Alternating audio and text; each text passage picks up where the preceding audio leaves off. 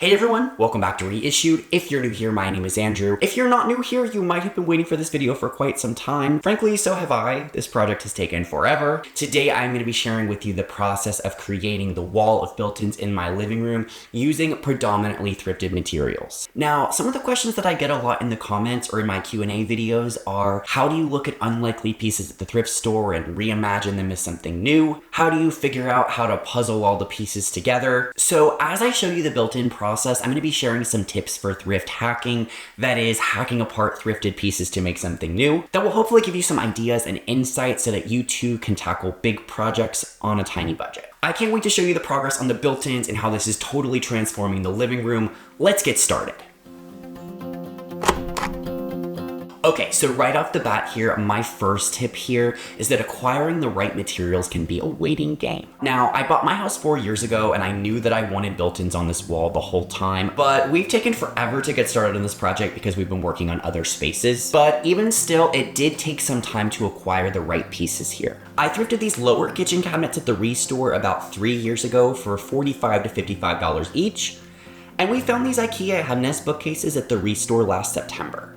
These were $40 each for the wider ones and $25 each for the narrow ones, which is an absolute steal given that these retail for over $200 now at IKEA. Up until we found these, I had been planning to make the bookcases with thrifted wood, but this will be so much easier and look a lot more clean. So even though it's been years, I'm really glad we waited to find the right thing. And my second tip here is to assemble a great team.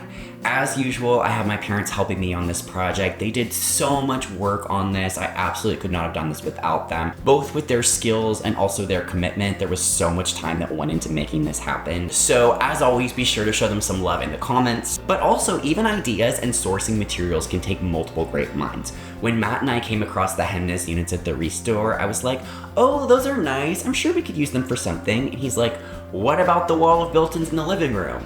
And I'm like, okay, duh. So yeah, having some helpers and some outside eyes on the project can go a long way. Okay, so now that we have our core thrifted pieces in place, let's make a plan. And that brings us to tip number 3, start with what you have.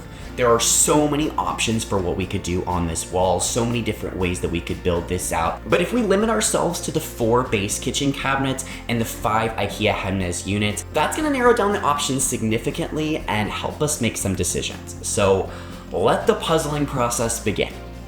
I bought these cabinets back before the pantry door even existed, when there was just a door through to the half bathroom in this room. So I'm lucky that the new layout still works with the old cabinets, but the fit won't be perfect, so we'll have to fix that later. But for now, let's establish some symmetry on the left side with the smaller drawer cabinet in the middle and the 2 matching 33-inch cabinets on either side. And then that leaves the 31-inch cabinet for the other side of the door. Up top, we can mirror this on the left side with the 2 wider bookcases over the wider cabinets and one of the narrow bookcases over the narrow cabinet. However, the dimensions were not perfect for these to line up exactly, which brings me to tip number 4, find a way to visualize it. For me, I like to use Keynote on my MacBook to mock up my design, and I like to count the pixels of the shapes that I add to be able to draw things to scale. Of course, you can draw this by hand on graph paper or use Photoshop, whatever works best for you. In the process of laying out the design, I was able to see how much space we would need between the upper bookcases and lower cabinets to make the dimensions work together. I'll talk later about how we got creative to make the right side of the door and the area over the door work, but for now, let's get building. So to start the installation, my dad built some bases out of spare 2x4s and 2x6s that the cabinets will sit on. Even though we did some work to support and level the old floor in this room, it is still far from level. So creating a base and leveling that will allow us to sit the cabinets on top and not have to level each one individually.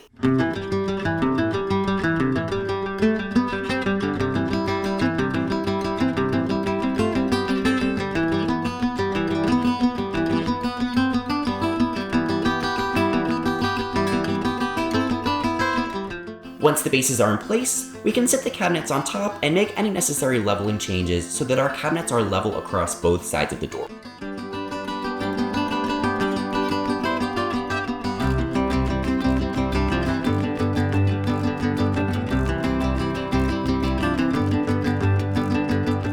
Now we can start to add more structure for our upper cabinets with more spare lumber. Everything we're using here so far is left over from the old drop ceiling in this room and the old drop ceiling in the studio.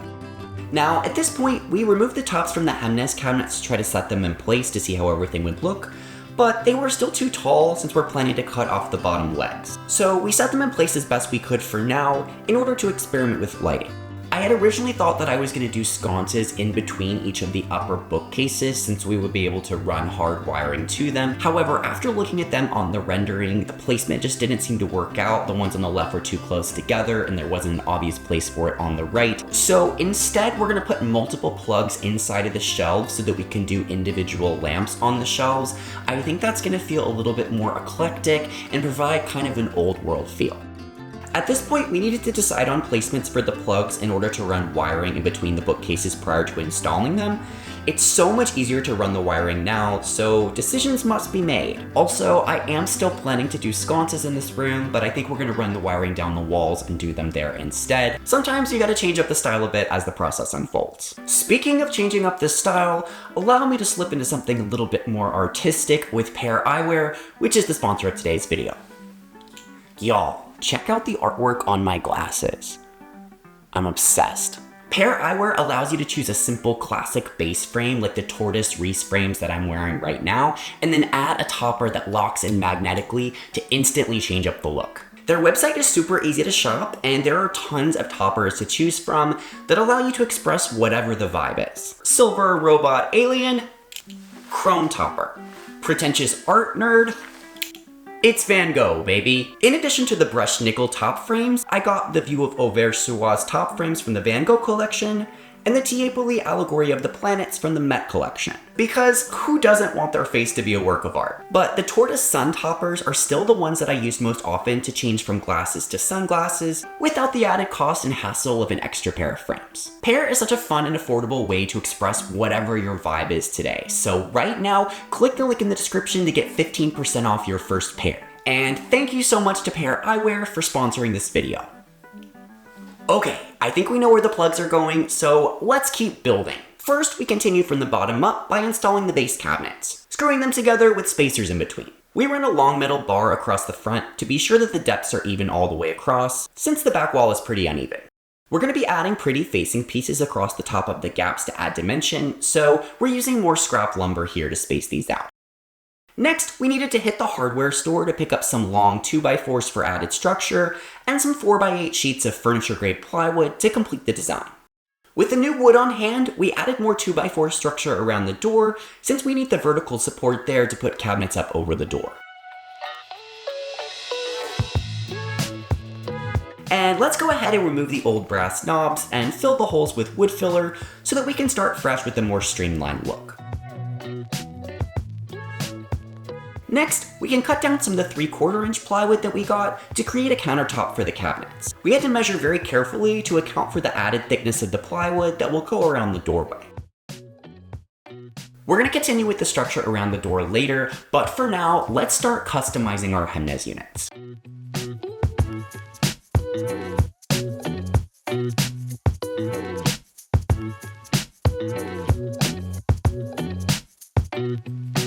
First, all of them will need the legs cut off so that the side panels can sit directly against the countertop. Then we can reassemble the cabinet, leaving out the bottom two facing pieces so that the bookcase remains open on the bottom. That way the countertop is able to extend all the way to the back without being interrupted by the bottom shelf of the bookcases. Note that we do add a strip of thrifted wood at the back of these later to help the back attach more securely. The thin back panels that came with our Hemnes units were pretty damaged, so we're going to make our own with a 1/4 inch plywood. But in order for that to happen, we need to cut some small spacer pieces so that the center shelves can sit directly against the back. Then we can cut our plywood to the correct shape for the back and staple it on. It's very important to line up the edge of our backs with the edge of the bookcases in order to ensure that everything is square, especially since we removed those bottom pieces. So here my mom and I are holding the backs flush with the edge of the bookcases so that my dad can staple it in. Once we test the fit in place, we can add another piece of 1/4 inch plywood to create the top.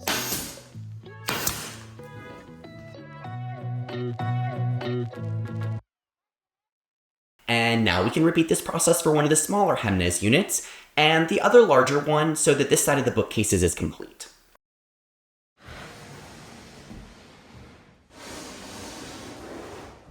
Now, here's where we start to get really creative. Remember that we only have 2 narrow units remaining, and we still have to do the area over the cabinet on the right side, as well as the area over the door. My original plan had been to put these 2 units over the cabinet on the right side and come up with something else entirely over the door. However, my mom realized that the side panels on both the narrow units and the wider units were exactly the same. So conceivably, we could use some of the pieces from the smaller cabinet and some of the leftover pieces from the wider cabinet to make another wide cabinet for over the right side, and then have extra for over the door. So we're going to use 2 of the side pieces from one of the smaller cabinets and some of those leftover bottom facing pieces that we didn't use for the other cabinets, since those are literally the same as the top pieces. And we're not going to be using all the wider shelves that came with the wider units anyway, so we can use some of those over here to help us construct this as well. So that brings us to tip number 5. Think outside the box with your thrifted finds. Not everything has to work in the way that it's intended. Sometimes it's helpful to zoom out and look at a piece for its parts and its shapes and its structure, not necessarily in the way that it was intended to be used. We were able to assemble the top joint normally with the included hardware and those leftover bottom facing pieces from the other bookcases. However, we had to screw in the center shelf from the outside since our shelf did not have the intricate holes drilled for the fancy IKEA hardware. This will get the job done and look pretty much identical to the original wider bookcases.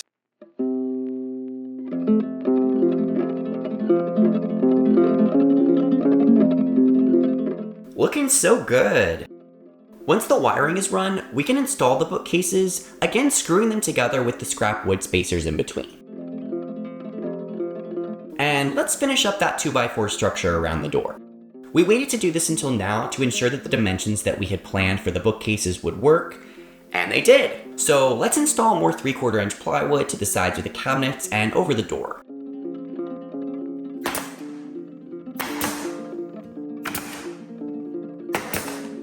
One of the things that I was most excited about with this wall of built-ins was having the cabinet over the door and make this door feel a little bit secretive and create this tunnel through the speakeasy-inspired pantry into the kitchen, and walking under this little overhang definitely adds to that feeling. So now let's get even more creative with the bookcases over the door. If you've been keeping track, you know that we have only one of the narrow Hemnes units left, so let's see what we can do to make that work. The idea here is to cut the remaining unit into 2 pieces that match the height of the opening over the door. Keeping the original width for each section will allow us to use more of the shelves that we have for this size of bookcase, although it does leave us with a little gap in between the 2. So let's create a custom shelf to fill that gap. But first, we need to drill some holes in the side pieces to allow us to use the original IKEA cam locks, since we have leftover bottom supports from the other bookcases that will work with that hardware. Then we can use the inside wall of each of our side units to build the custom center unit, cutting down the excess shelves and facings and screwing them together from the outside to attach everything together. With the center constructed, we used the original cam lock system to attach the sides. It was really important to construct it this way since we wouldn't be able to screw the facings together from both sides, so that IKEA cam lock hardware really came in handy. Now we can rinse and repeat with the 1/4 inch plywood back and top. And let's pop this in place and check out the full wall of shelves.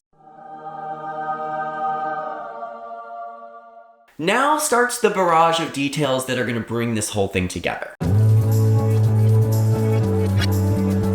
While my mom and I start priming the cabinets with the tinted gray primer, my dad cuts down some of the original baseboard that we pulled off this wall to wrap around the base. Incorporating old original elements with new elements will make this feel like it's been here forever.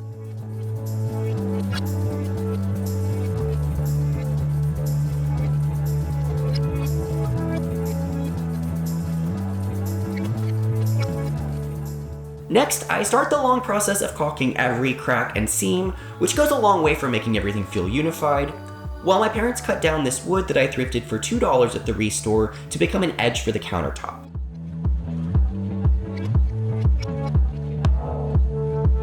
They ripped down the width and routed the edges to create the right shape, and then cut it to length, mitering the corners for a clean look.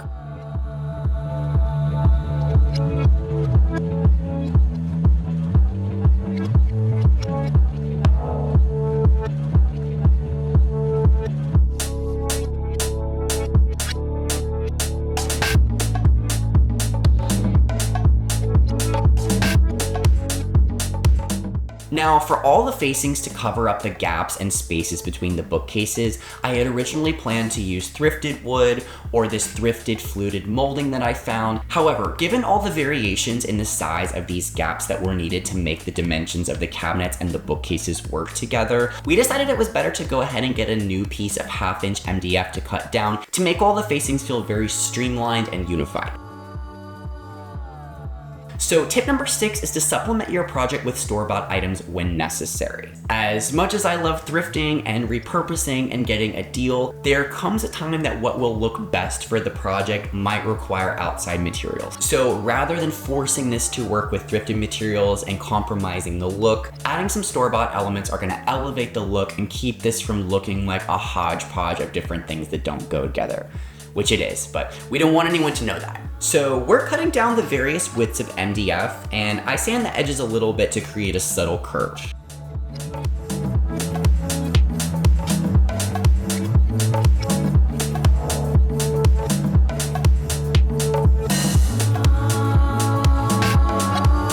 These go a long way in helping the look come together.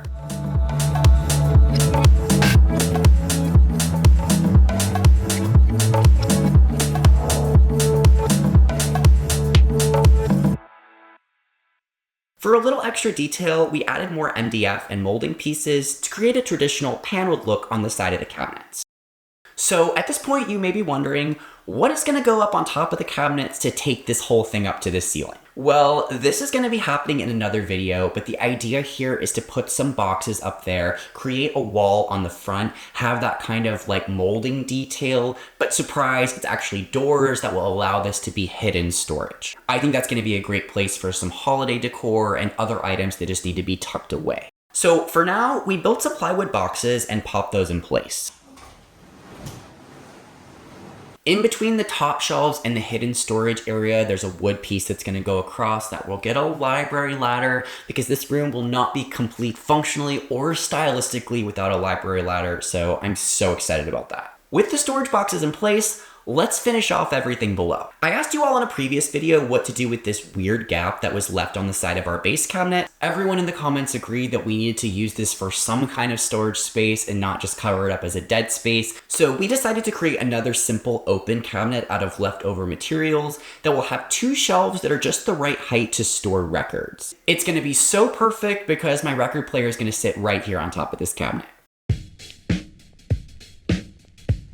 The cabinets came with several extra oak spacer pieces when I thrifted them, so my dad makes this look totally seamless and integrated.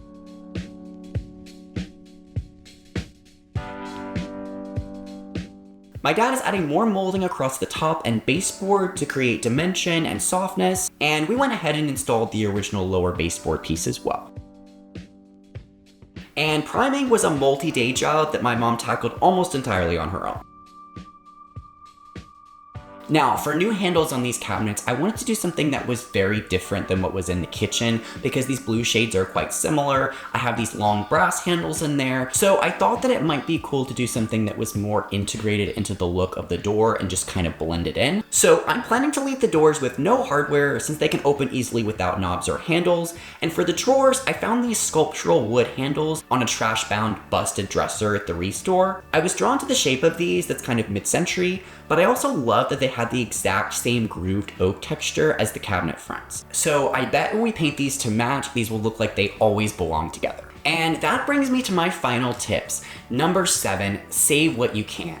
I hate to throw anything away, but sometimes garbage is garbage, but these handles are beautiful, they can live another life, so pull off what you can, make use of what pieces have another life in them. And then finally, tip number 8, pay attention to materials. Quality materials go a long way in making a project sing, and pairing similar materials together for a project can make a Franken project feel like it was always meant to be together. Back to priming. Note that we're using a standard Cinzer Gray primer on all the raw wood and Hemnes parts, and a special bonding primer on all the shiny oak finishes to help the paint adhere. All right, the time has come. Let's paint this baby. I chose the shade Storm Chaser for Magnolia because I love the murky mid-tone blue-gray-green, and because the shade is just a touch lighter than my kitchen cabinets and pantry, so I know that this will create a nice flow through this part of the house.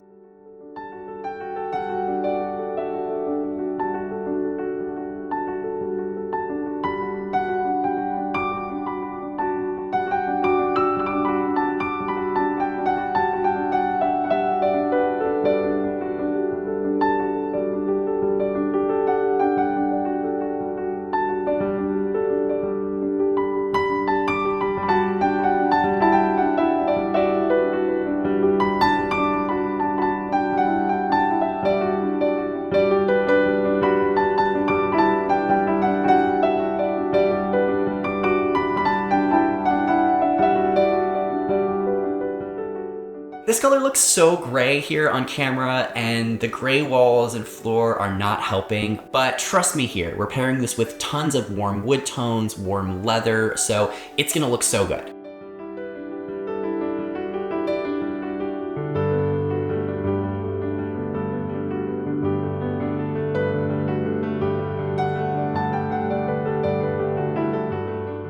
With everything painted, we can attach the handles to the drawers, rehang the doors and drawer fronts, and finish this up.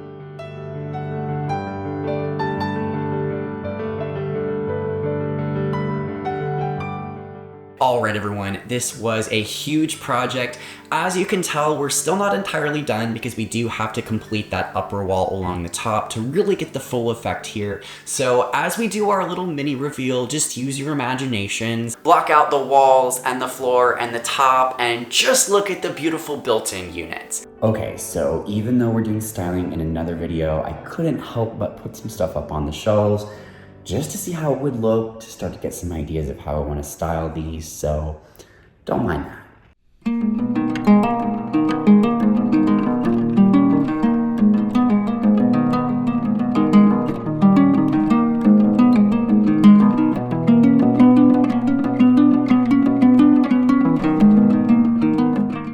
We do have a bunch of shelves here that are gonna go back in place, but I wanna wait until I do the styling to decide where to place those, since these Hemnes units do have adjustable shelves. So in the next living room video coming soon, we are gonna finish up the hidden storage up top, style these shelves, and really complete the built-in wall. I'm so excited.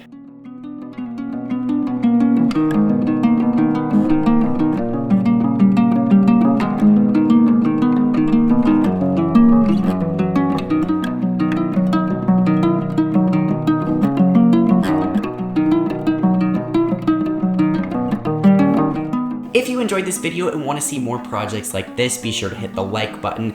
If you want to check out how the built-ins look when they're finished and also how the room is coming together, so many good projects to come, be sure that you're subscribed.